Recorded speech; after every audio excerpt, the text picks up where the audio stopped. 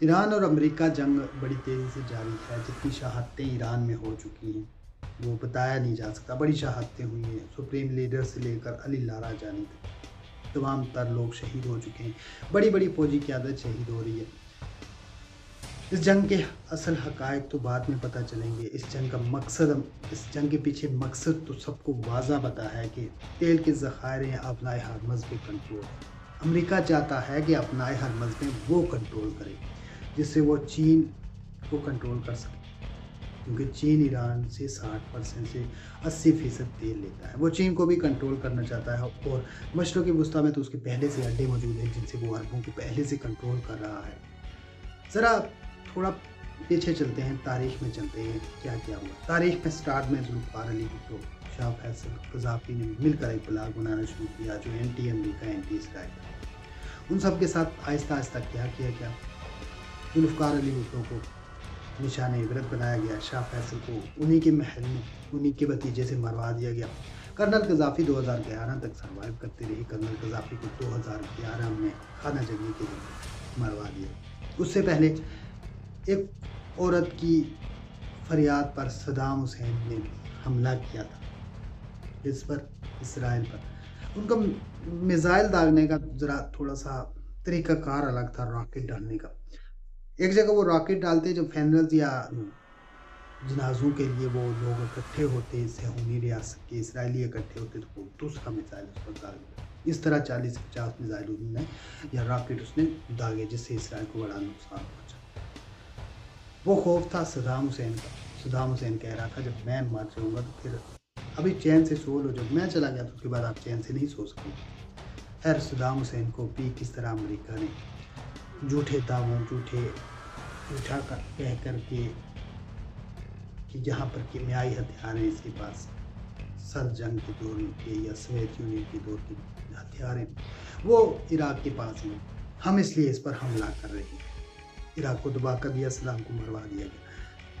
عراق کو شکست اس وجہ سے ہوئی کہ عراق کے پاس جو ہتھیار تھے وہ پرانے ماڈلز کے ہتھیار تھے۔ انہوں نے اس کے ساتھ جوابی کارروائیاں شروع کی جو امریکہ کے جدید ہتھیاروں کا مقابلہ نہیں کر سکتے۔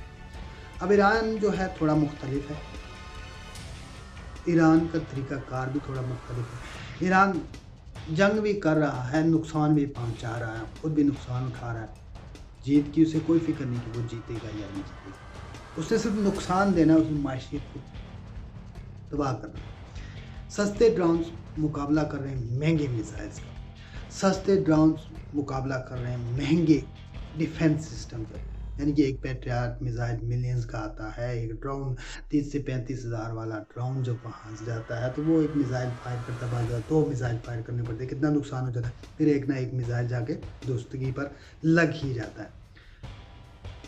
ایران کی اسٹریٹجی یہ ہے کہ 100-200 ڈرون بھیج دیے، ان کے ساتھ 2-4 میزائل بھی ٹھوک دیے، وہ 2-4 میزائل ٹھوک کے تو اپنا کام کر جاتا ہے، پورا نقصان دے گی۔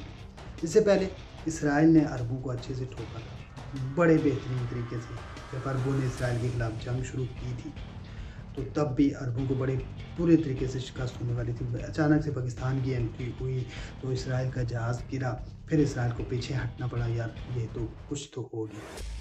تب سعودی عرب، شام، لبنان، اردن، قطر، مصر سے آغاز ہوا تھا جنگ کا، سب کو اس نے صحیح کر کے کہا جی چلو جی اب عربوں سے تو اسے کوئی خطرہ نہیں ہے، نہ اسرائیل کو نہ امریکہ کو، کیونکہ پورے عرب ممالک میں امریکہ کے اڈے ہیں جن اڈوں کے لیے عرب پیسے دیتے ہیں۔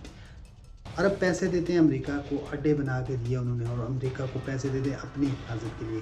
عربوں کو نہیں پتا تھا کہ یہاں سے حفاظت ہو رہی ہے اسرائیل، وہاں سے اب کچھ بیانات آ رہے ہیں، قطر کی طرف سے بیانات آ رہے ہیں کہ یہ ہم نے 36 سال سے اڈے دیے ہوئے تھے، تو اب یہ اڈے تو ہم تو سوچ رہے تھے کہ یہ ہماری نگرانی کر رہے ہیں، لیکن یہ تو ہماری حفاظت نہیں کر رہے بلکہ ہم ان کی حفاظت کر رہے تھے۔ دوسری طرف پیٹرو ڈالر ایک سسٹم 1947 یا 1950 میں امریکہ اور سعودی عرب کے درمیان جو معاہدہ ہوا تھا، اس کے تحت ڈالر تیل آپ امریکہ کو مفت میں دے رہے ہو، اس کے بدلے آپ سیکیورٹی لے رہے ہو۔ کروڑوں اربوں ڈالر کا وہ تیل لے کے جا رہا ہے، اور سیکیورٹی آپ کو کیا دے رہا ہے؟ کچھ بھی نہیں، اسرائیل کو دے رہا ہے۔ آپ کے اڈے استعمال ہو رہے ہیں مسلم ممالک کے خلاف۔ عربوں میں امریکہ کا خوف تھا खौफ है, अभी भी है, क्योंकि अड्डे तो मौजूद हैं, अभी भी मौजूद हैं। चलें वहाँ से फ़िलहाल वक़्ती भागे, लेकिन दोबारा बनाने में कितना टाइम लगेगा, बन जाएंगे। अरबों में अमेरिका का खौफ है, अभी भी है। और दूसरी तरफ यूरोप पे दबाव डाल रहा है अमेरिका भाई कि आप भी आ जाओ, अपना हरमुज़ खुला। तो यूरोप ने तो इनकार कर दिया, भाई हम क्यों आए, हमारी जंग तो है नहीं, हम क्यों दूसरे की जंग में टांग अड़ाएँ, फट्टा लड़ाएँ। तो दबाव तो यूरोप बर्दाश्त कर लिया यूरोप ने। क्या इतना बर्दाश्त अरब कर लेंगे, इतना दबाव? बिल्कुल भी नहीं। अगर अरबों पे थोड़ा सा और ज़्यादा दबाव हुआ ना, अरब फ़ौरन ईरान पे चढ़ दौड़ेंगे। और यहाँ पर ईरान की जंग में भी इसराइल ने सोचा, यार जिस तरह अरबों को मैं ठोक के चला जाता था, ईरान को भी ठोक देते हैं, ईरान में भी तबाही कर देते हैं। लेकिन उसको ये नहीं पता था ईरान आगे से बड़ा ज़बरदस्त जवाब देगा। इसलिए ट्रंप के मुतज़ाद बयानात आते हैं, कभी कहते हैं हम फतह का ऐलान करने वाले हैं, फिर कहते हैं भाई ईरानी तो बड़ी बहादुरी से लड़ रहे हैं, हम तो ये नहीं एक्सपेक्ट कर रहे थे कि इतनी बहादुरी से लड़ेंगे, इतना ज़बरदस्त वो जवाब देंगे और हमारी अड्डों को निशाना बनाएंगे। हमने तो उन पर हमला किया, उन्हें हमारे अड्डों को नहीं निशाना बनाना चाहिए था। दूसरी तरफ कहते हैं, पहले कह रहे थे हमने एटमी प्रोग्राम से मसला है, फिर कह रहे हैं मिसाइल प्रोग्राम से मसला है, फिर कहते हैं हुकूमत से मसला है, फिर कहते हैं अवाम उठ खड़ी हो, और फिर कहते हैं कि उसका सुप्रीम लीडर मैं चुने, वो क्यों चुने। ये इस तरह के बयान अमेरिका से आ रहे हैं। यानी कि अब सारे अरब कंट्रोल हो रहे थे, ईरान नहीं कंट्रोल हो रहा। उसने कहा ईरान को कंट्रोल करना बड़ा ज़रूरी है, अपना हरमुज़ पे कब्ज़ा बड़ा ज़रूरी है, नहीं तो चाइना भी आगे निकल जाएगा और भी बड़ा सिस्टम हो जाएगा, मेरा जो चौधराहट है वो तो ख़त्म हो जाएगी। तो ये सारा सिनेरियो था ईरान पर हमले का, जो अभी तक हमले जारी हैं और ईरान अभी मजबूती से डटा हुआ है। हाँ, मुस्लिम ममालिक कुफ्रियों जैसा किरदार अदा करें, लेकिन ईरान डटा हुआ है। वीडियो आपको कैसी लगी कमेंट में ज़रूर बताइएगा। वीडियो अगर आपको पसंद आई चैनल को सब्सक्राइब कीजिएगा, क्योंकि मैं लाता हूँ वो जो सब छुपाते हैं। अगली वीडियो तक मुझे दीजिए इजाज़त। अल्लाह हाफ़िज़।